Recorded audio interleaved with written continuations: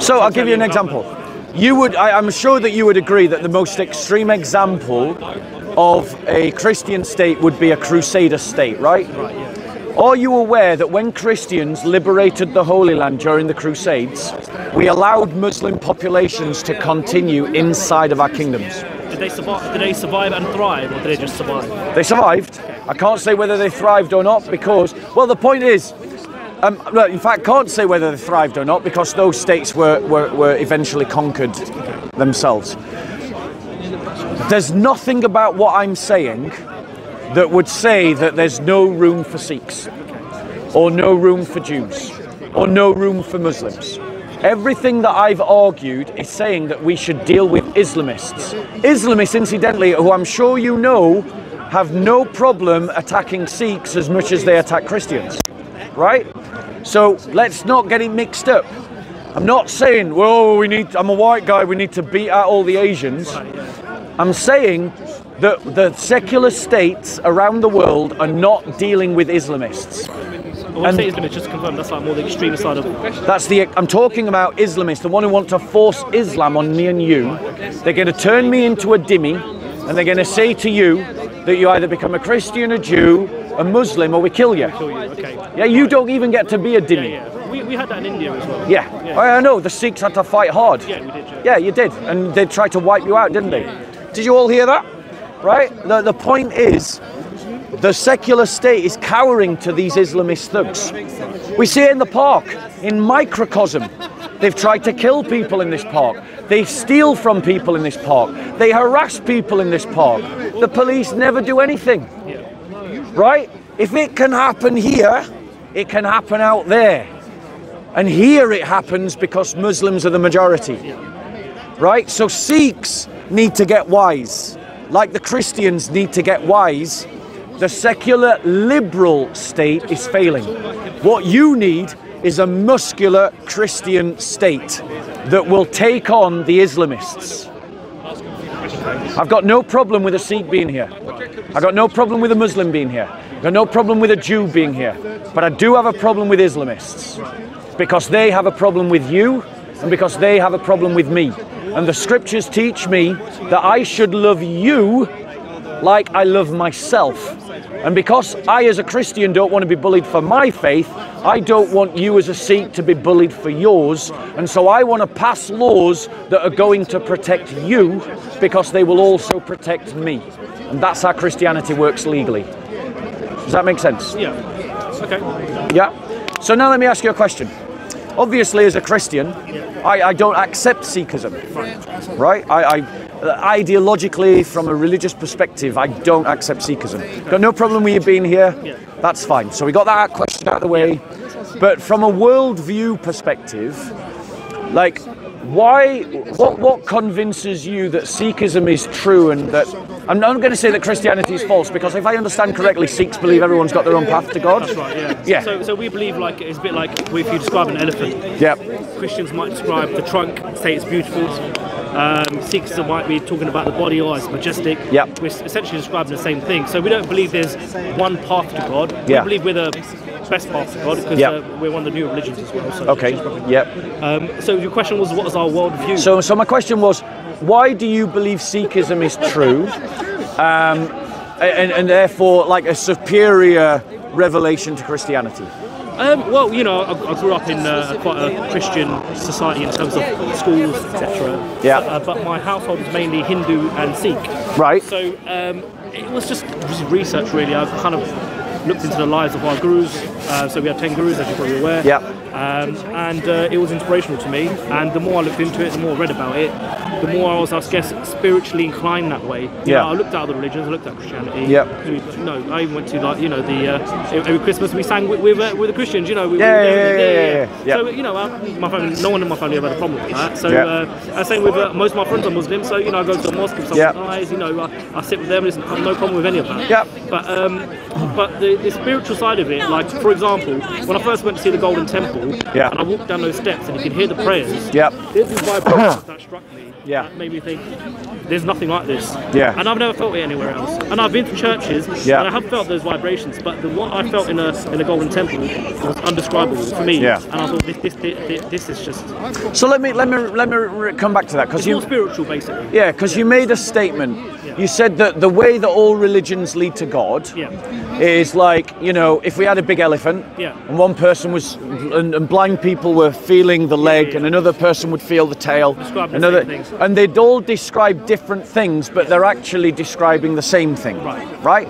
It's a classic relativistic argument that all religions lead to God. Yeah. Right? But let me ask you this question. Do you think that God is not capable of revealing truth completely that people can grasp completely? I think it's still, that's just like an example, but I think it's still revealed completely. Yeah. And I think people can grasp it to a certain extent. I don't think it can ever be fully grasped by half No, human. I accept that human beings can't comprehend all truth. Yeah. But my point to you is, let me give you a different idea. Okay.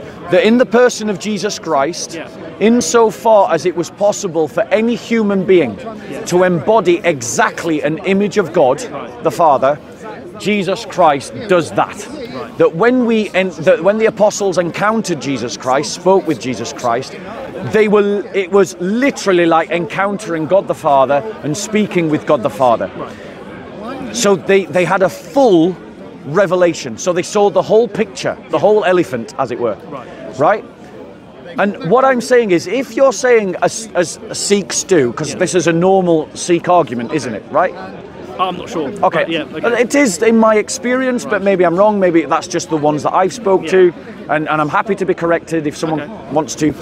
But it's the problem with the Sikh idea is that you know and I know that people fight over truth claims. Right, of course. So that blind man who's holding the tail who thinks he's got a snake, and that blind man who's holding the leg who thinks he's got a tree trunk, they're fighting.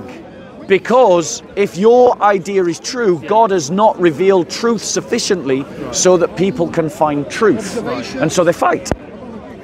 I think not to get too attached to the idea of the elephant. I was just more to say. It's just a metaphor, I know. It's just to say. It's just a metaphor. You know, we've all got elements of the truth, and if we follow the path correctly, like even in our own, we follow the Sikh gurus, and obviously we said our last guru said you now follow the Granth Sahib, which is the Guru Granth Sahib we bow down to, right? Yeah.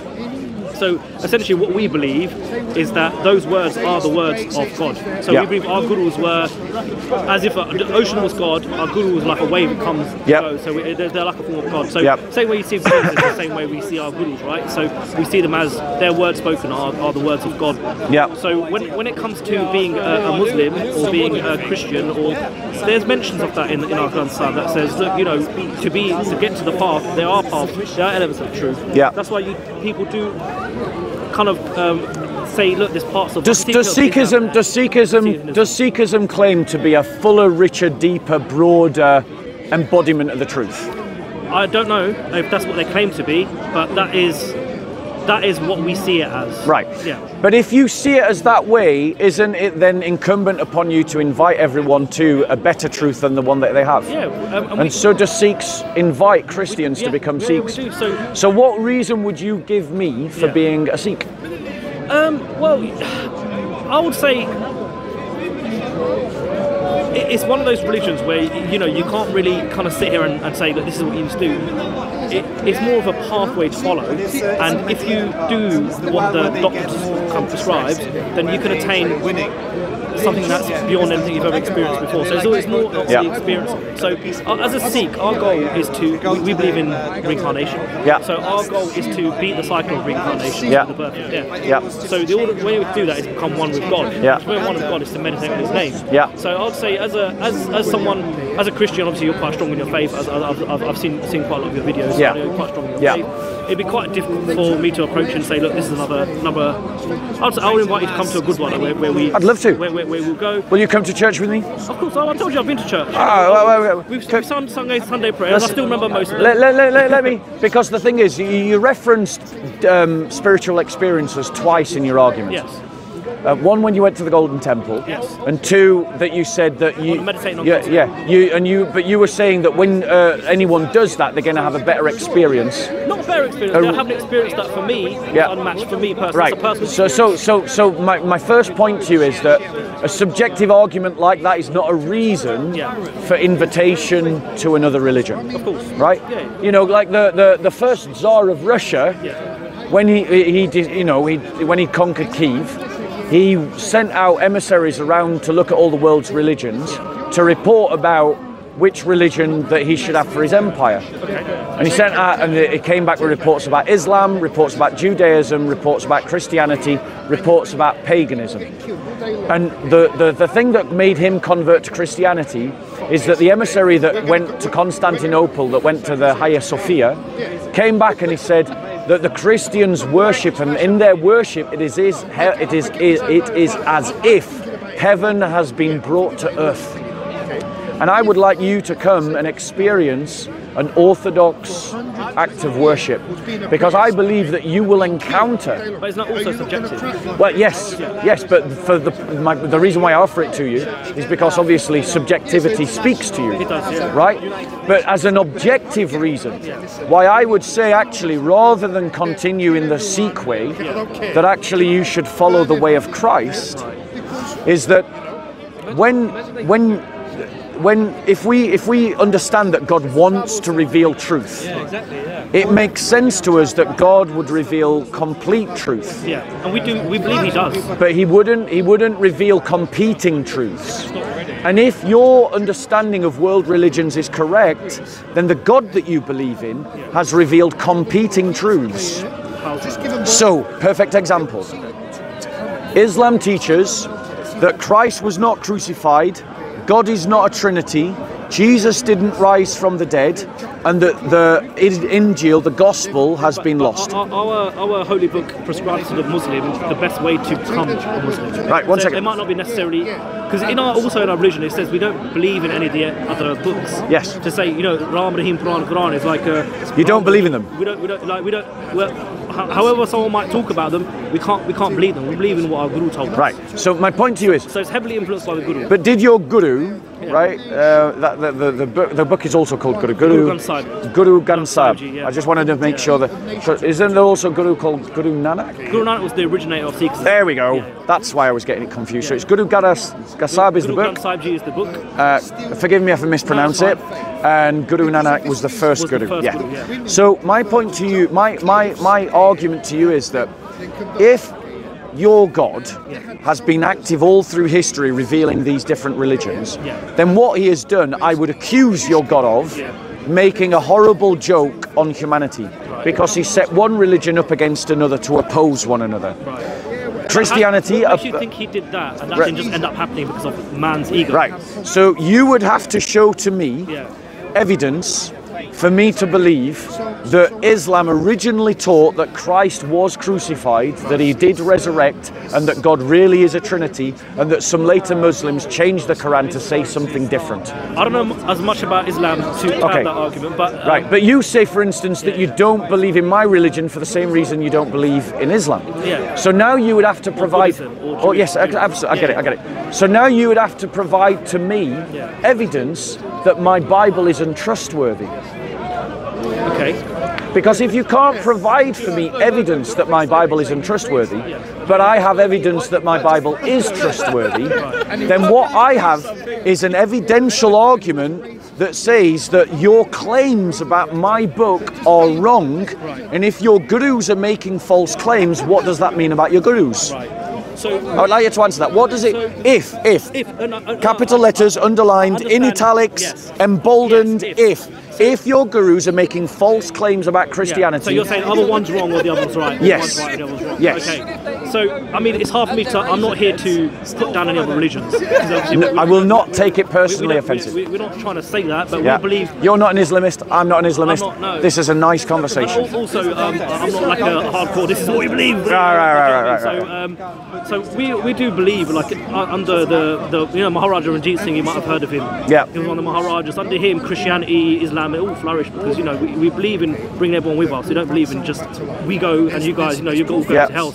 So we take everyone with us. There's no doubt in my mind that Sikhism politically is a kinder religion than Islam. I believe that. I believe it. No, I'm agreeing with you. I'm not even offering. I am not even offering an argument. No, of course. I am saying Sikhism politically has been a kinder, fairer, more just religion than Islam. So I'm literally saying that Sikhism is a fairer, nicer, better religion than Islam. Right? But that doesn't mean that doesn't mean Sikhism is true. Right? It just means that the gurus taught some good things. Okay. Right? But my argument is that if the gurus are making a statement about Christianity that I can prove evidentially to be false, then that means the gurus have spoke a falsehood, which then calls into question the legitimacy of their authority and teaching. I understand what you're saying. I don't know what they're talking about Christianity. Right. I don't know what they said. They said about the people of the book in the Granth Sahib, but I'm not as versed enough to have that argument with you, like in terms of what they actually said. And I'm not going to try and ask you to the details, but you believe as a Sikh that you can't believe in my Bible. Yeah, we follow the book, our own Granth Sahib. So the Granth Sahib says that you can't believe in the Bible. Why? What does the Granth Sahib say about the Bible? Why does the Granth Sahib say that the Bible can't? It doesn't say specifically don't follow the Bible. It's a bit like the Bible doesn't say don't follow. I don't know if it does say that. I'm sure it doesn't say specifically don't follow every single religion that names it. Yeah, it just says there are going to be false prophets. Yeah, they're going to be false prophets. This is the way. This is the truth. I'm not sure. Again, it probably says something along those lines from what I remember studying Christianity. Yeah. But Sikhism, it's more. It tells you the path to attain freedom from the cycle of life and death. So it's not so much putting other religions down in the sense that you know, don't believe in, but it does talk about false prophets and things like that as well. Yeah. But at the same time, it tells you, look, the focus is not too much to put everyone else down. It's more to say, look, you need to escape the cycle of birth and death, and a way to do that is to attain oneness with God, and the way to do that is meditating on His name. And you know, there's certain things that we're prescribed to do. A bit like the Muslims in the sense that you know we help people. You know, we want to make sure that people are, like you might have heard of, every Gurudwara serves food. And this started from our first guru. 20 rupees, which is 20p today. Started that hundreds of years ago, and it's still continuing. If you ever go to the Golden Temple, it's never been stopped. So it's certain things that when I do my pilgrimage to Jerusalem, I intend to include stop-offs at Sikh gurus to get to Jerusalem. No, absolutely, because I know I'll get food there. Yeah, of course. And you probably know that even today, you go to a Gurdwara, you get a free meal. So these. But hold on one second. The claim is right that the claim is that Sikhism is a better truth than Christianity. That's the claim. Okay, that's what I believe. Right, but the thing is, what I'm saying is there's logical implications to that claim. Logical implication number one: if Sikhism is a better religion than Christianity, but your God also revealed Christianity, then He is setting up religions. Because therefore you believe that God is setting up religions in opposition. He's creating division. But I don't think God created division. I think man created division. Right, but now that's the point. If you're then going to say no, God didn't create the division. Man created the division by changing things. Then one second. That means that you now have to evidence the human activity, because you're making a claim about human activity. You're saying humans have changed the religion of God, and you've got to evidence that, and I don't think you can provide any evidence at all that the Bible has been changed. What if I don't believe that the other religions were provided by God? Right. If that's the Christian position. So let me explain the counter narrative, which I think, and this is my first evidence to you that Christianity is a better religion than Sikhism, is that my narrative makes better sense of the world. There are multiple religions in the world. They are set against one another, especially all the big ones, are set against one another in opposition. Only one of them can be true, because two contradictory statements can't be true. So one of them has to be true, one of them has to be false. Other religions that contradict the truth have their origin in demons. They have their origin in what we call devils, Satan. And I think that makes. You don't believe in Satan, brother. Right, I know you don't. But that makes better sense of the world than I see, rather than saying that all religions come from the same God, and that they all teach essentially the same thing, but men have changed it. And the reason why I say that there's no evidence the reason why I reject that claim is because there is not sufficient evidence to demonstrate that the Jews changed Judaism, Christianity changed Christianity, Muslims changed Islam, the Baha'i changed Baha'ism, because that's essentially the logic of the Sikhs' argument. But do you believe Buddha existed? I'm willing to say yes, there was a Buddha. Yeah. What do you think he was? Like, do you think he was a holy man? Do you think he was? He was. Do you think he achieved enlightenment, for example? What? Do you think he achieved enlightenment? No, I don't believe that enlightenment can be achieved because I don't believe enlightenment is a real thing. Why? Because as a Christian, I'm committed to a certain worldview, and that worldview means that we live our lives only once, and then there is a judgment on that life. Yeah. Okay. Right? And is that like a final judgment like the Muslims believe? Sorry? Is it like a final judgment? Like there's a final judgment. Yeah. You're judged on how you conduct yourself in this life. Right. And based on that judgment, you have an eternal destiny. Okay. That's what I believe. So for that reason, I reject ideas like reincarnation and enlightenment. Right. My other problem with it is that my other problem with this is that in terms of reincarnation, there seems to me to be some problems with that conceptually as well. So for example, who is in charge of the reincarnation? So basically what we believe, as soon as we die, we're judged straight away. So based on your deeds and get judged the same way I guess a Christian would understand, we get judged based on your deeds and what you've done good, what you've done bad. So based on your life, you either go to heaven, and then the only way you can get to heaven, again, if you've escaped the cycle of life and death. And escape the life and death cycle is reincarnation. It's coming back again. Because we believe this life is full of sorrow. Yes. And that involves a plant, right? A plant. Well, does the cycle of reincarnation? Sorry, I'm not. Anything. Yeah, the question. The question is not a flippant question. It's a genuine question. As I understand it, in Sikhism, the cycle of reincarnation doesn't just include all humans or animals or creatures. It's all living things. Right. Correct, So how do you judge a blade of grass? Okay, so that's a good question. When I haven't got the knowledge to answer that question fully, but when it comes to reincarnation, you get judged on your deeds. So what deeds what deeds does a blade of grass do? This might have been his previous deed. That he's come back as a blade of grass just as a punishment. And then he's reborn into something else. Right. Maybe. Like I said, I don't know the ins and outs of how the whole metrics work. But it's something along those lines. So that's my first criticism of the idea of reincarnation, is because it assumes moral behaviour as part of the paradigm, but there's clearly lots of things in creation that are not moral creatures. A blade of grass is not a moral creature. It simply does. Nor is a tree. Right? That's my first criticism of reincarnation. My second criticism of reincarnation is pertinent to the current situation we've got going off in the world right now. Is that biodiversity is collapsing. And it isn't just collapsing in mammals. It isn't just collapsing in insects, it's even collapsing in wildflowers and trees. So in every area of life, it's reducing, you're saying? Life is reducing right now, in our age, at this moment in time. If reincarnation is true, biodiversity collapse should not be happening because they should be getting reborn somewhere in the chain. But from the smallest amoebas under the Antarctic, to the biggest trees in the forests, the redwoods of America, from butterflies in the UK to weevils on, in someone's house. Biodiversity is going down. Life is going down. That would seem to suggest either there is a sudden acceleration of people achieving nirvana, or enlightenment. That's one way you could get out of this problem. Or I two, don't think it's that. I don't think it's that either, because all the evidence would suggest that moral behaviour is going the wrong way. But also, I do believe there are. So that's my second criticism of reincarnation. How would you respond to that?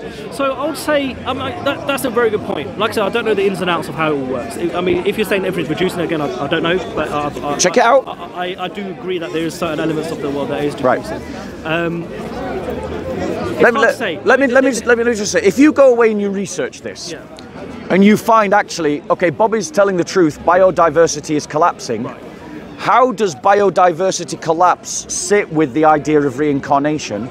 I would suggest to you that what I've presented with you is what's called a falsifier. Right. I.e., someone makes a claim, someone gives evidence that disproves the claim, therefore the claim is false. Right.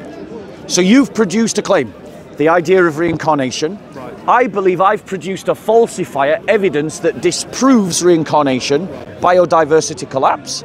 Therefore, you've either got to reconcile the evidence to the claim, or you've got to dismiss the claim. I think there's a way to reconcile it. I just don't know how to do it. Sorry. Yeah. I'm just going to say, could not a Buddhist or a Sikh say that the reincarnation of the soul is eschatological and it does not have to be physically instantiated? Right, but if they're saying it's, do you understand what his defence is? Yeah. So you're basically saying that you just die and the soul's not reborn. Is that what you're saying? No, what I'm saying is that the soul can be reborn. But Dude, are you all right? What's happened with your hands? Are you cold? right, Do you need my gloves? No, it's okay. Yeah. Oh, you should. Yeah, I'm fine. Here, take my gloves, man. No, your hands are blue. No, don't. Yeah. Something called Raynaud's disease, but don't worry. Oh, okay, so it's not because of the cold. Okay. The point I was making was that the soul can be reborn, but it doesn't actually have to be instantiated in a physical object. Right, I get what you're arguing. Do you get his argument? I do get his argument. Right, but if it's within the idea of reincarnation, are there higher spiritual realms above the human being? Yes. Right. So this he's offered you a defence. Yeah. Gave him a get out. I'm joking.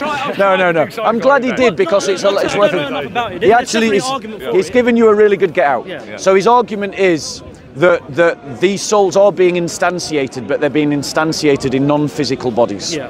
But the problem with that, the problem with that, since now I'm arguing against you as well, he's a Christian as well. I know, he's a convert to Christianity. It's a good point. Devil's advocate here. Yeah, it is a good point. He's got you out of a headbind. You idiot. No, I'm joking. No, it's a good argument. Okay. But here's my counter argument to that. Right. Yeah. Am I right in understanding that the non-spiritual beings are on a higher plane than the material beings? Yes. Right. Yeah. So not necessarily, because we do believe that in like you can, if you can example, descend to the lowest. You can, on this earth, attain. I say, guess enlightenment, but not in the Buddhist. No. What? Thank you very much. In the Sikh sense, which I would water next time, but I really appreciate this. Thank you. In more the Sikh sense that you've broken the cycle of earth and death, and you're now one with God. Right. So you're still in your human body, but at the same time, you've become an enlightened being, basically. Right. Yeah. So the this is water. This is great. It's lemon and ginger. So my point to you is. I'm good, thank you. Yeah. Seriously, I'm no, it's okay. It's okay. So my point to you is that if just repeat your last point about, because I was distracted by the tea and. I thought you were distracted. Yeah, I was. Go on, repeat your last point. I'm not even.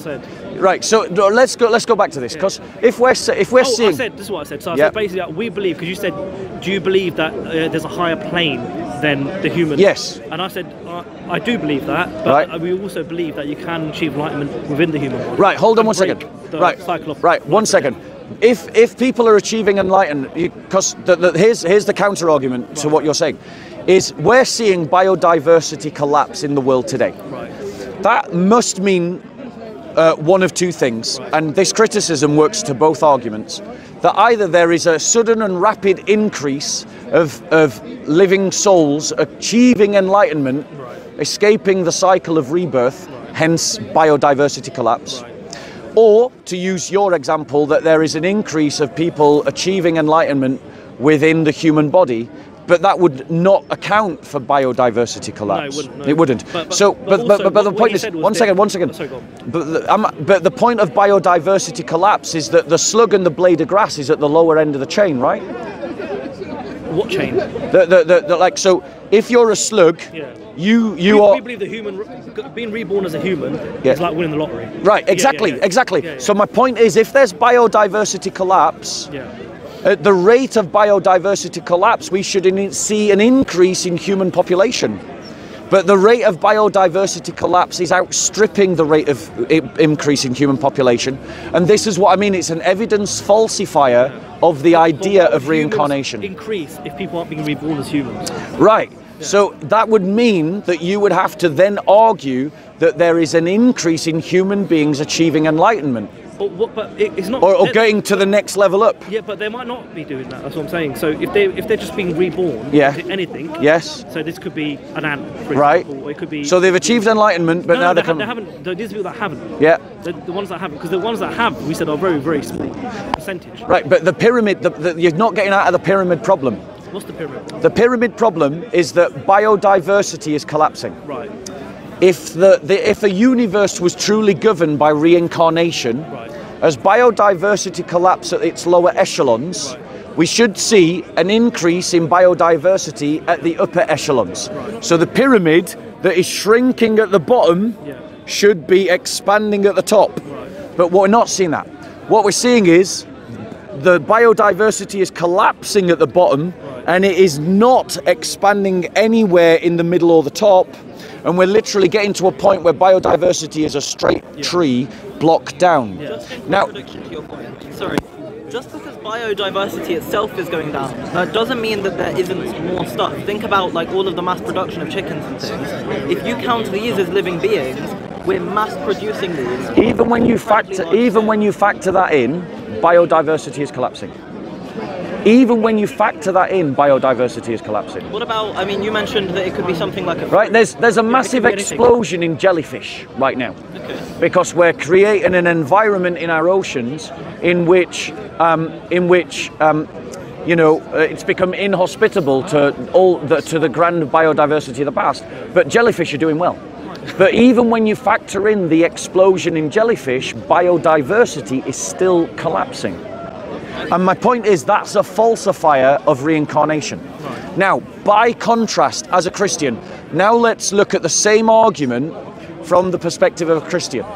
Because we believe that you only live once and then there is a judgment, we don't have the problem of explaining. I mean, we do obviously have to deal with biodiversity collapse, but from an existential paradigm, we don't have a contradiction to our beliefs. Biodiversity could collapse, which is a tragedy, but it doesn't contradict anything in our beliefs. We also do believe in spirits, so it could be a... Right, but that's a level up, right? No, it's not. So it's about... So reincarnation's not always someone that gets born straight away, because like I said, you could still go to heaven or hell. Yeah. Or you could just be a spirit wandering. So we do believe in spirits as well. Yeah. So is a spirit wandering? Yeah. So for instance, in Buddhism, it's a punishment. So a wandering spirit is a punishment. It's worse than not being reborn. Okay, it's worse than not being reborn. Yeah. So it's like a punishment. You're just going to be wandering. So and not being reborn. So we've got two criticisms now that I've offered of reincarnation. Right. Number one, how does God judge a blade of grass? Right. Because that's part of the paradigm. But I said it might be something of his previous life that he was judged to be this is what you're going to go for as punishment, and then you're going to be reborn as something else. Right. Yeah. Okay, but then how do you judge a slug? Same way. So what you're saying is the punishment could be he's done something wrong, he's lived a miserable life, so then he has to live as a blade of grass, and then he has to live as a slug, and then he has to... So it could be. I don't know the metrics, but I'm just saying it could be this. That's fine. But those are my first two criticisms. First two criticisms of reincarnation. I am suggesting to you that as a Christian, I have a worldview that it doesn't have the same problems. Right. I don't think it's a problem. Personally, I don't think it's a problem. Well, I mean, people can decide for themselves whether I've made an empirical case. My third criticism of Sikhism as a Christian is that, as we've already stated, you have said that all religions are given by God, and that all religions are the same, but men changed it. Now, the fact is, you've made a... I said I don't know if all religions are given by God. Okay, but Christianity. Okay, so Christianity is given. So let's stick with Christianity, because I'm a Christian. But I might not believe that God gave Christianity. Right, so I don't know, but I might not believe that. A religion, that whichever one you want to pick, is given by God. But we believe that Jesus existed. Let me reply. So a religion you believe is given by God, whichever one you want to choose. But then you go on as a Sikh to make a statement and you say human beings change that religion. Right. You have well, let me finish. Let me finish. No, let me finish. Let me finish. Let me finish. You have made a statement as a Sikh that human beings have changed that religion. That is a. Let me finish. Let me finish. Well, the thing is, you no. I've not made like a strong statement. Say this is what I believe. You said to me. That all religions, that all the major religions are given by God, and I said to you, I say, well, okay, so you're qualifying earlier statements. That's fine, okay. So, but that's down to what you don't know. So you need to dig into Sikhism, right? Exactly. So you need to dig into Sikhism more. But the point is, if being Sikh, I'm seriously, I'm going to finish a point. It's not to disprove our religion. Let me finish a point. We're not trying to disprove our religion. Let me finish a point. I am going to finish a point. Okay. Right. Right. So because you're saying what I'm saying, I'm just trying to clarify. Because but these are things that you've said. You're now requalifying them now. Yeah. But 20 minutes ago, because it's on camera, these are your statements. Right. And that's fine. You're allowed to qualify your own statements. They're yours. Yeah. You know, that's totally fine. Clarify them.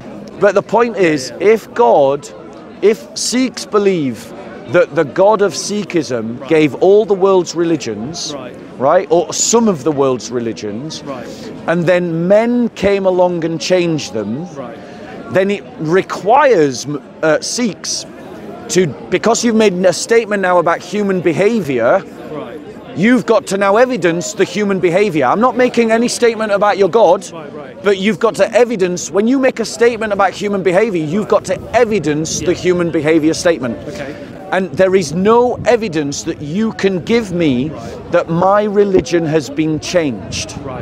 And if my religion has not been changed, but it was given by God, my religion contradicts your religion. And so our two religions can't both be true. So that means one of two things. Either your God exists and he's actually played a horrible practical joke on me and everyone who agrees with me, or alternatively, your God does not exist, and my God is a possible God that does exist, because my religion doesn't say that you changed your religion. My religion says that the gurus revealed the Sikhism that you believe in. Your religion says this. My religion allows me to say that your gurus revealed the Sikhism that you believe in. But my religion would then go on to say that your gurus were deceived. Right. Okay. So as a Christian, do you believe that any other religion that was revealed was through deception? Yes. Okay. Any religion that contradicts the truth claims of the Christian faith, particularly where that religion does so directly, right? So it makes an exact opposite statement. Those exact opposite statements are demonic in origin. They are the lies of the devil. Okay, and that's what a Christian believes. That is what a Christian believes. It's what Jesus teaches. It's what Jesus teaches. Okay. So I mean, I understand your point, but you know, like I said, as Sikhs, we're not here to disprove other religions. I know. It's not the goal. To say I know. To say that we're having a great conversation. Don't worry. No. I'm just saying it's not our goal to say, you know, Islam is false or Christianity is false. But you do imply it. But we do say, I do see why we play, because we believe what we have is the truth. But if you're implying that Christianity is false, right? Even if you don't say it directly, we don't say it at all. Even if you don't come with the agenda of saying Christianity is false, if you're saying that Sikhism is a better truth, you're saying that there's something deficient about Christianity. And therefore, I believe that. Right. That's your belief. That's my belief. And just as I believe that your religion. Right. So now you have to evidence to me what is deficient. And so far the statements that you've made have no evidence to back them. But they are evidence to me, because you said it's subjective, right? No, that was about the personal feelings things when you went into the temple, which I said let's not argue about that, because that's subjective. It's completely subjective. What I wanted to argue about was the one objective thing that we could measure empirically, which is you made a statement about human behaviour, and human behaviour therefore can be measured by evidence, because humans leave evidence. So if you're that's not a Sikh belief, by the way. That's just my belief. So Christianity teaches that there is a resurrection and that you're judged, and we believe that because Christ taught it and his apostles teach it. Yeah. You obviously don't believe that. You're a Sikh, you believe in reincarnation. I do believe that Jesus existed. It's I not know like you do. I don't believe I know you that do. Jesus was. I know you do. I know you do. myth, That's but- fine. Yeah, that's great. But those two statements, would you agree, are diametrically opposed? Those two statements, we say you live once, you say you live multiple times. Yeah. Both of those statements can't be true. It's No, it's the they continuation of the same life. No, I do agree with you. Like, you know, they're opposing statements. Right. For me to say reincarnation, you say no. You get Right. one judgment. So if we're making opposing statements, Yeah. then that can't means both be true. they can't both be true. Yeah, correct. yeah. I agree. So with you. that means the idea that I'm hugging the trunk and you're holding the leg. Yeah. These two, that argument doesn't work. Right. Do you see why it doesn't work now? I can see why it doesn't work in that There you go. instance, but I do think there's still a path to through other religions to God. Yeah. Is what we do believe. There's still paths there. Right. We can't say it's the like one of what someone described it as mathematics. Like Yeah. you could say if Christianity was mathematics, it could still be basic mathematics. It doesn't say it's not true, but we could say we do advanced mathematics. Let's say for example. Yeah. It's not to say that Christianity's got. So you're making the analogy. It's like comparing Einstein's mathematics to Isaac Newton's mathematics. Isaac Newton's mathematics are good. Yeah. They can still get you to the moon, They but can, yeah. Einstein's mathematics explains nearly everything that we understand about. Exactly. So we Right. still believe you can still achieve. So you're But it's at a certain level. right. So but you're making an argument now. You're saying to me as a Christian that my religion is not as good as your religion. Yeah. Right. So now you've got to substantiate that claim. Yeah. Unless you just want to hold it just as a subjective opinion and with no evidence. It's going to be completely subjective to me. Do you have any objective measurement that says that your religion is superior to mine? I mean, I don't know what objective. That's the point. On what objective measure can we use to say that compare our two religions? Purely on experience. Yeah? Yeah, because it's going to be subjective. And this is my point. Like, because I've got a lot of respect for Sikhism. Yeah. I hope, respect for and I hope you're and picking it up. Islam and the other And I hope you pick it up. Yeah. Right. That I've got a lot of respect for Sikhism. You might become a Sikh one day. You No, never know. You never unlikely. know. You Highly never know. unlikely. You might become a Christian. Right. You can never say never. Right, exactly. But I can't see it happening. And You never say highly never. unlikely. Yeah. Right, but my point to you is, I've presented with you four criticisms of your position. Right. Example number one. Yeah. Biodiversity collapse doesn't line up with the idea of reincarnation. Right. Criticism number two. The idea that God judges doesn't line up with non-moral agents that are alive. Criticism number three. You've made What was number two? Sorry. that there are living creatures that are not moral, and it doesn't line up that God should judge a non-moral living creature like a slug. But we tackled that, didn't we? Yeah, no, you've given a good answer to that. But that you remember all of what you're saying is your own personal. Yeah. I think if you go back, I would like to see whether the Guru Ganath. First one. Yeah, no, Guru Nanak Dev? not Nanak. Guru Granth Sahib ji? Guru Granth Sahib. Yeah. I want to see whether the Guru Granth Sahib supports your personal opinion on this idea that the rebirth thing. the rebirth, because slugs are non-moral agents, Right. but they are part of the cycle of rebirth. Yeah. And if God is judging a slug, on what is he judging a slug? Do you also believe that we can never fully understand God? As a Christian, I believe that we cannot fully understand the Trinity, But then also there's certain elements of his being that we can't understand at all. This Yes. might be one of those things that I don't fully understand it. I'm going to Right. be honest with you, because you're asking specifics about reincarnation. I couldn't give you the answer. Because Yeah. That's quite complex stuff. Yeah. I'd love to speak to any Sikh that you want to bring down. Do you know what? Like, Bring the most knowledgeable Sikh that you can. I'd love to talk to him. Basics of Sikhi. Yeah. Have a little look at that. Yeah. It's got everything explained much better than Yeah. I'm not even like 0.01% of what they can explain. But it just gives you a good idea on what we believe. Yeah. But I also believe that we don't fully understand God's plan. Would you agree Yeah. that if Christ was God as he claims to be, Yes. and he makes statements that contradict the Guru Granth Sahib, that, all right, peace be with you, bro. It's good to see you. man. Yeah? Nice to see you. That if Jesus Christ makes statements that contradict the Guru Granth Sahib, and Jesus Christ himself says that he is God, that you have a moral obligation to follow Jesus. If I believe that he contradicts. If Jesus Christ claims that he is God, Right. and it turns out he's truly God, That you have a moral... How they turn out is truly God. Right, well, there you go. Yeah. Right? So why do we validate the claims of Jesus? Yeah. Jesus claimed that he was God. Right. The reason why he claimed that he was God is because he fulfilled the prophecies that were written about him centuries before in the Old Testament. Right. That a Messiah would come, and that Messiah is a divine figure. Right. Jesus claimed to be that Messiah. The reason why we know that Jesus' claims are true is because he was crucified, he died, and he rose from the dead as confirmation of all that he taught. Right. If Jesus Christ, through the miracle of his resurrection, confirms all that he taught, then it follows that Sikhism is false. Right. Do you follow the logical sequence of that argument? I do follow the logical sequence. Do you agree? Is there a flaw in the logic? I do. Is there a flaw in the logic, firstly? Whether you believe it or not, is there a flaw in the logic? Well, I don't. It's whether I believe it or not is the question. But I think in that logic, it does make sense. The sequence, you know, if he said that someone's going to come and he came, but you can't say for sure it was Jesus. What if it wasn't Guru Nanak? Right, hold on. Now there you go. This is my point. Is that now you're making a 1 second, because now you're making a statement about Jesus that we can verify. Right. You're making a statement about Jesus that we can check. Against what? Against the evidence. And that is the Bible. It's not just the Bible. Right. The Christian faith isn't just supported by the evidence of the Bible, it's supported by extra biblical evidence. Suetonius, Josephus, Who are these people? Tacitus, these were Jewish and pagan Romans who were writing about their history, the history of their time, and they talk about Jesus Christ, they talk about his crucifixion, and they talk about the fact that he's worshipped as a god. How do you know they weren't writing out of love? Which can happen. Well, Tacitus and Josephus were against Jesus Christ. Right. They weren't Christians. Okay. So when your enemies, are saying the same thing as you, it's like me accusing you of being a liar, and then your worst enemy, the guy that hates your guts, saying this guy's a prick, but he's not a liar.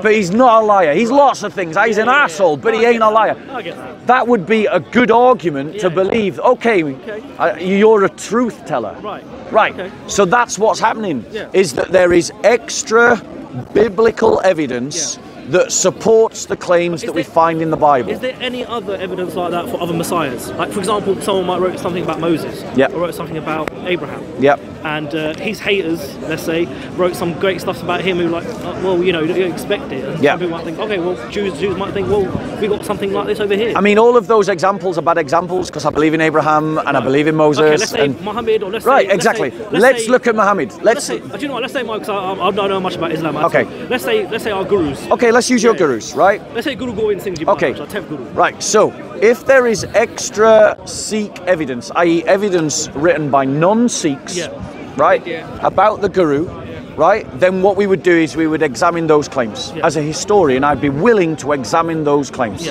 right? And I'd look into what they're saying. And where the evidence goes, I am willing to go. Okay. Well, you know, it wasn't that long ago, don't forget, because Sikhism's quite... No, it's a very new religion.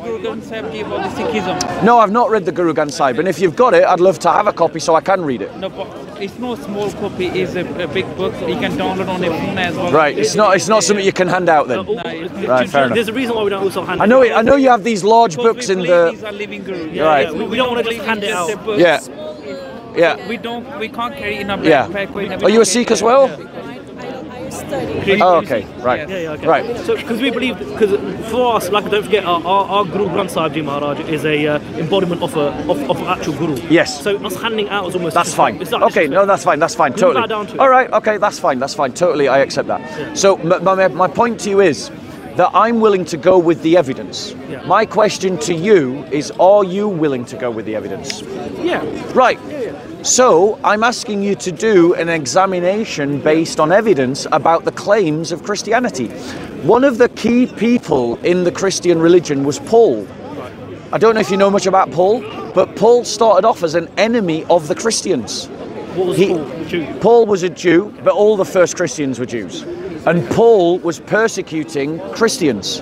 He wanted to kill them. He was there when... Why did he want to kill them? He wanted to kill them because he believed that they had fallen into idolatry and that they had blasphemed against the God of Israel. Because the Christians were saying that Jesus was God. Okay. And for that reason, he said, you're not Jews anymore. And not only that, you have broken Jewish law, and therefore you should be killed. And he went to get permission from the authorities to persecute the first Christians. But then on his road, on his path to Damascus, he has an encounter with the risen Jesus. Paul does. Paul does. This is his own letters. These are he writes these letters by his own hand, and says that he had a vision of the risen Jesus. So this enemy of the church suddenly became one of the biggest proponents of Christianity. Now, you know that if your enemy comes in and defends you, do you see what I'm saying? Yeah.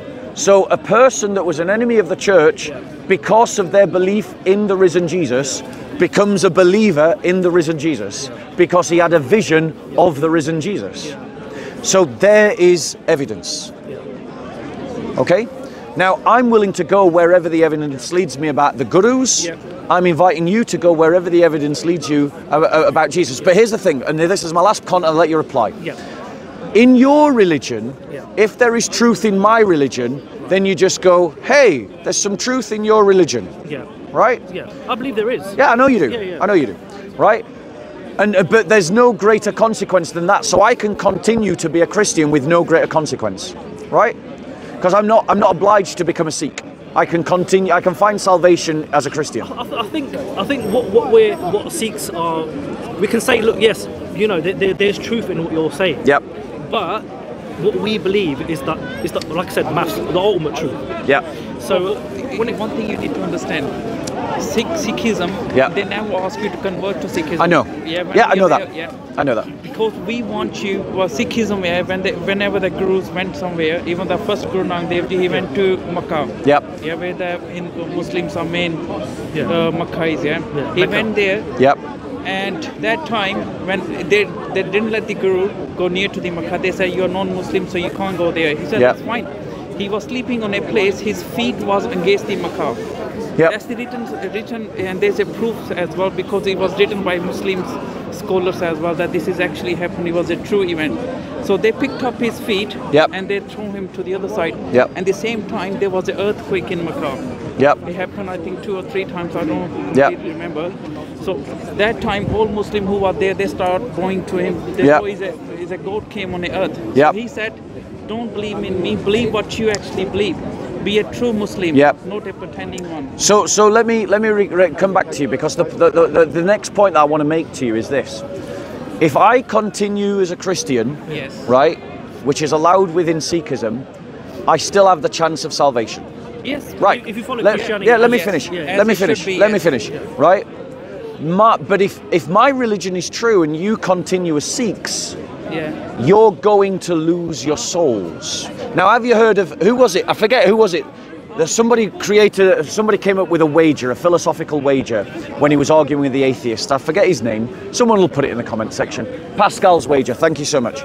So Pascal made this wager with the atheists.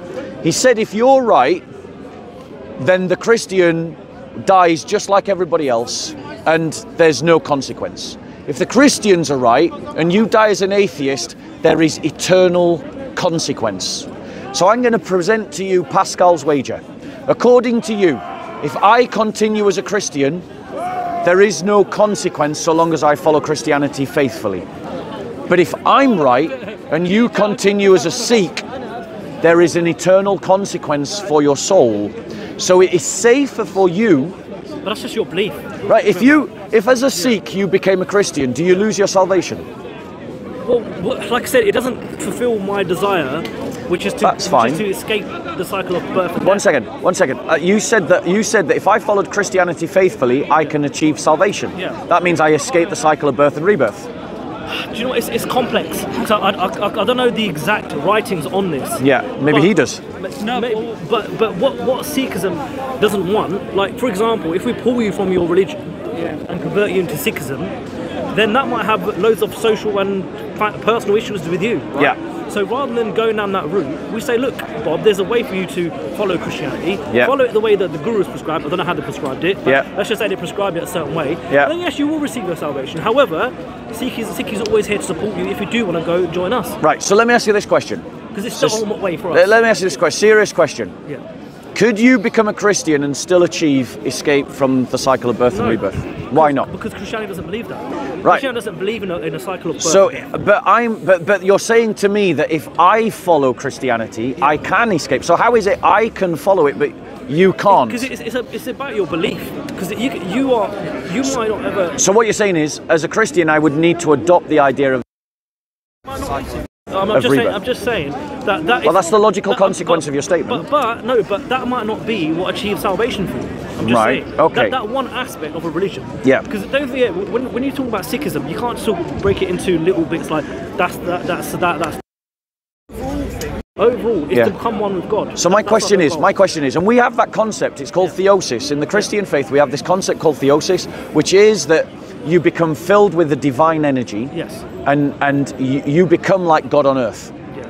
And you become like God. Right. Because you're filled with divine energy. Yeah, so this is a Christian concept. Right. But my point to you is, in whatever path. How do you get wait to that one second. Let me Can I finish. ask how you get to that? Yeah, what you become you practice and build. No, you partly that's an aspect of it, but you practice disciplines that increase virtue and truth in your life, so that you build your life on virtue and truth. And your spiritual energy grows. And your spiritual and the presence of God is therefore able to flow through you and to animate you. Yeah. But my point to you is But my point to you is, as a Christian, right? You believe that there is a path that I can follow, and we're going to leave it undefined because you don't know what it is. Yeah. But there is a path that I can follow that leads me to the escape of birth and rebirth. Yeah. Why can't you two become Christians and then follow that path as Christians? Because we don't believe it. Because we don't believe in Christianity. But the point is, no, hold on, You need to understand. No, but let the lady speak. Let the lady speak. Let the lady speak. All right.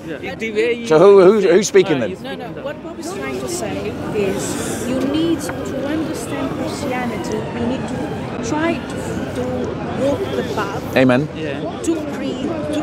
Because we are speaking about salvation, right? Yes.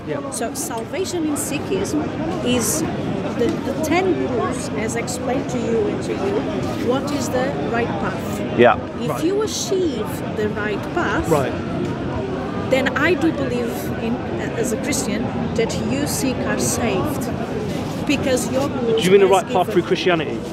No, path through? No, I'm saying me as a Christian, because I'm Christian. Okay. I do believe that the 10 rules has give enough message for all the Sikhs achieve salvation. Okay. So let me. I'm gonna respectfully qualify heavily what the sisters just said. So respectfully qualify. No, not exactly the opposite. Not exactly the opposite. I do agree with you. It's not exactly the opposite. Not exactly the opposite. It's quite similar to the Sikh. So say there's a Sikhi boy, right? Sikhi boy, yeah. Is that, have I said that right? Sikhi. Yeah, Sikhi. I got that. That's what I said. That's what I said. I always said Sikhi. Sikhi. All right. Okay, a Sikhi boy. Sikh boy. Okay, a Sikh boy, right? Who was in a village, right, in the middle of the region dominated by the Sikhs. Right. And he never, ever gets to hear about the Christ, and he never gets to hear about the Christian religion. As Christians, we believe that if he follows all those parts of Sikhism that most look like Christianity, and are closest to Christianity, that he will be judged based on the truth that is available to him. And if his Sikhism looks as Christian as possible, he'll be judged on that truth, and there is a way for that person who's never hears about Christ to be saved. So we also believe in something similar. Right. So, but this is my point. But you heard about Jesus. Sorry? You heard of Jesus. Yeah. Well, there is that as well. There is that. His one's quite prescribed in what he's saying. But we're saying something quite similar in the sense that there's elements of truth enough in Christianity for you to achieve salvation. Right, but we're saying that what I'm saying is that those that can achieve salvation within Sikhism, and ultimately the last judgment is to God. It's not for me to be anyone's judge. Yes. So that I'm offering an opinion here, and I'm happy for God to contradict. Of course. But my point is that the people that can be saved within Sikhism are people for whom hearing about Christ is impossible. When you hear about Christ, God has offered you this way of salvation. Right. And because you have heard about Christ, this is the only way that you now can be saved. I see. Okay. Yeah? Because God is calling you essentially to a... Is that written? Yes. It is actually Jesus Christ says himself, Yeah. that I am the way, the truth, and the life. No one cometh to the Father but through me. Yeah. Peter says there is no name under heaven Yeah. by which man can be saved except the name of Jesus Christ. Right. Do you want more? Just quick one, Bob. You believe Jesus was a God, yeah? Not a God, the God. The God. Jesus, who is Jesus? Jesus is the body, isn't it? He's represented as a body.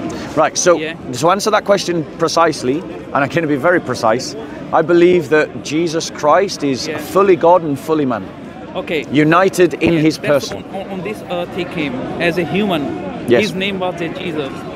Yeah. What was his spirit? Yeah. Well, He's a God. We only I mean there's slightly different uses of the language here. I don't mean to be perfickety, it's fine, yeah. but we have different uses of languages. For the Christian worldview, the soul is the property of humanity. Okay, an animated soul is part of the humanity. The divinity is an unknown essence. We don't seek to penetrate what the divinity is. We just say it is. And Jesus Christ, in his personhood, in his instantiation of the person, unites a full humanity to a full divinity without ever confusing them, without ever mingling them, without ever changing one by the other, without making one disappear into the other, but without ever them being separated even for the blinking of an eye. And that, my friend, is a very precise definition of what I believe about Jesus Christ. All I'm saying is gurus came, yeah, their life. Yeah. Okay, one is Guru Granth Sahib Ji, which tells us the way of living. Yeah. Yeah, which tells about the God. Yeah. Yeah. It doesn't talk about the gurus. Yeah. Guru Granth Sahib Ji. Yeah. Yeah. And the Guru's life is a separate book. Yeah, there's Yep. books on Yep. each Guru. In and gurus, each guru, yeah. yep. And it's not that it's written by them or only Sikhs. It's Yep. written by Muslims as well. That Yep. time it's written by Hindus as well. Yep. Sikhs as well. Yep. Yeah, that's your evidence. You can. I do not deny, you see, the thing is, within the Christian worldview, we don't deny the supernatural of other religions. I have witnessed with my own eyes Hindu gods drinking milk. You've witnessed this. I've witnessed it with my own eyes. I'm not a Hindu. On a spiritual. Yeah, I saw it, bro. I saw it with my own eyes. A Hindu guy Yeah. held a spoon of milk to a Hindu god, and that statue There might be made the machine or milk something disappear. behind. No, it just happened, bro. I saw it. My point is, as a Christian, I don't deny that miracles can happen in other religions. I believe that demons have the ability to perform miracles in other religions, and I do not deny the miracles of Islam, I don't deny the Okay. miracles of Hinduism, and I In don't Sikhism- deny the miracles of Sikhism. Sikhism doesn't but, believe in miracles. but It doesn't believe in but miracles. okay, all I'm saying is that I have scope in my worldview to account for the miraculous claims of other religions in a way that doesn't require me to change what I believe. But let me ask you this. Right. Do you believe that Jesus Christ rose from the dead?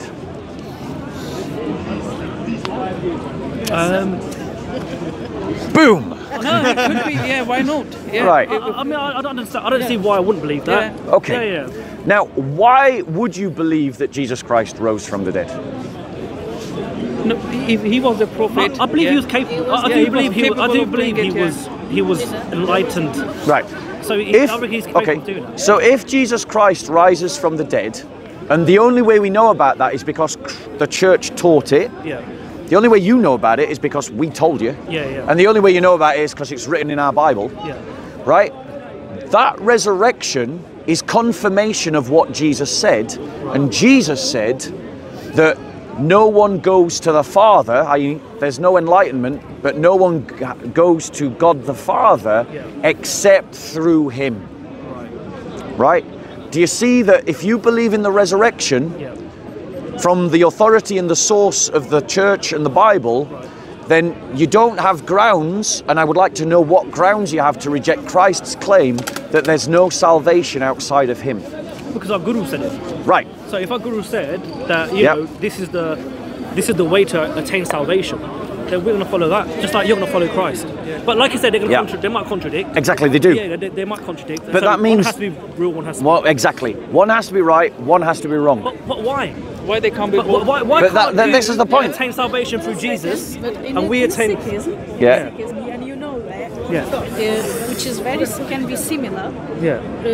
Remember the Hindu pagan that was meditating in a rock and suddenly Baba Banda Singh Bhadre, what he have become? That Hindu? he became a great warrior at that He time. became a Sikh warrior. Yeah. Why was that? Because Sinji, the last He came to him and he's opened his eyes. He said, yeah. "Oh, you are sitting and meditating on a one place, and outside of your house is Yep. murders are happening, Yep. killings happening, Yep. innocent people Yep. are dying." Yep. Yeah. So that time he stood against that time. But that doesn't get you out of the side of the problem that Christianity is moving this way and Sikhism is moving that way. But why is it and not these moving two, together? the Because reason why it's not moving You can together, achieve salvation through Jesus, and why can't we achieve salvation through? because if Jesus is right, he's Yeah. telling you there is no salvation Right. in Sikhism. No, but he's saying at the time that he said, look, salvation can be achieved through me. Now I might believe that. If I become a Christian, Yeah. I might believe I can still achieve salvation through Jesus. Do you believe in the resurrection? I haven't looked into it, to be honest, but If Jesus rose from the dead, then he's still alive. He's still alive now. He's still alive. So if he was the one that you could achieve salvation from 2,000 years ago, But is it the then body he's that's the alive one. or the spirit? Then he's the one that you can the body. He's the one that you can achieve salvation Yeah. through today. But is it his body or his spirit that's alive? Body and spirit So where's his body now? in heaven. In heaven. Yeah. As a human body. Yep. Okay, so that's probably where we do contradict a little bit, because we believe that, you know, the soul is what goes to heaven, not the actual. Exactly. So this is one of the differences between our two But religions. there is My- heaven as well, and there's a Sachkhand. Yeah. That's what we believe. Yes, Yeah, Sachkhand is another place, which is not heaven, which is no heaven, is a different dimension. right? Yeah. And then is that where We physical believe in a bodies few are? dimensions. No, that's where a real honest Sikhs or Christian, whoever you believe in, they are near to their gods. Yeah. near to your beliefs. That's called Sachkhand. Yeah. By not doing anything, like you don't believe in. But that let's means, say- are you saying that if I believe in my God, that I can't achieve the highest heaven? You can. So I can achieve the highest heaven, yeah. right? But this is one of the things, and that's fine. I'm not going to argue that point because it's a fair answer. My point to you is that this is another example of where our two beliefs are irreconcilable. We believe as Christians that your physical body is going to rise from the dead, and my physical body is going to rise from the dead. The physical body. The I physical always thought body. You believe that the spirits rose. The physical body will rise from the dead, and that physical body will be judged, and some physical bodies will go to hell, and some physical bodies will go to heaven. So you guys don't believe the spirit is the physical body? You've got to understand, we believe that the soul and the body are the same thing. They're two sides of the same coin. didn't know that. So we Okay. believe that your soul, your nefesh, right. is in the blood. Right. Okay. Right? So your nefesh is in the believe blood. it's separate. Yeah. We Well, you believe don't in believe that. The body is just a Right, It's so, just a vessel. so this Yeah, is it's the a point. vessel, yeah. Our two religions are irreconcilable. But One of them in is certain wrong. elements there might be. Well, in terms of like, there's a lot of, in terms of charity, for instance, Yeah. our religions have a massive overlap. This is one of the reasons why I really respect Sikhs, is because Masala you're, Khalsa Aid. yeah. But, you know, Bob, this is not just happening now. Even when our Gurus was alive, Yeah. we've been always involved. Yeah, no. We built mosques for the Muslims. Yeah. Our ninth Guru gave his head for the Hindus. Yeah, I'm not. My in point that is, time, you there's know- I'm making no criticism of Sikhism on the basis of its charity, because the basis of its charity to me looks a lot like Christian charity, and I'm only going to applaud what we- something that looks like But Christianity. what I'm basically trying to show with the example is that we believe in one human race, and we should all move together. Thank in you the so same much. direction. Which is why when you said about That's the idea different of God, relations, to put everything in His Son, Jesus Christ. No, I'm just saying, like, we, as a we're only one human race, we should move in the same direction. But hold on one No second. matter what we believe. But God wants that. He said there is no longer Jew. Yeah, no longer Jew, no longer Gentile, no longer Scythian, no longer barbarian. That- we They're, relate to that. everyone is one in the baptism of Jesus Yeah. Christ. That's the same thing. One When, in when, when I Christ asked, Jesus. But the thing is- because when our first Guru came, Guru Yeah. Nanak Dev Ji Maharaj, Yeah. he basically, someone said, are you a Hindu or are you a Muslim? What are you? Like, what's more superior? Yeah. He said, look, none of them are superior in the eyes of God, actions is what's superior. Yeah. So we believe in the actions of man. We don't believe in like if you're a Christian and you're saying or Muslim might say I can be a Muslim and I'm going to automatically it's my ticket to heaven. We don't believe in that. Or if a Christian says that, or if a Hindu says that. We believe actions is the most important. And when we say actions, also what you think in your head, because sometimes actions can come across not what you're trying to think it as it comes across. Like you might accidentally hurt someone and they get killed or something. So we believe that you get judged based on that. And we believe that you get judged straight away, not in like your body raises. It's your soul that goes. So this is my point, is that our religions are saying different things. They can't both be true. And therefore, one of them is wrong. And so, well, let me finish. I listened. Let me finish. So therefore, we have would you agree that it is a moral obligation of a human being to stand on the truth? Yeah. Right.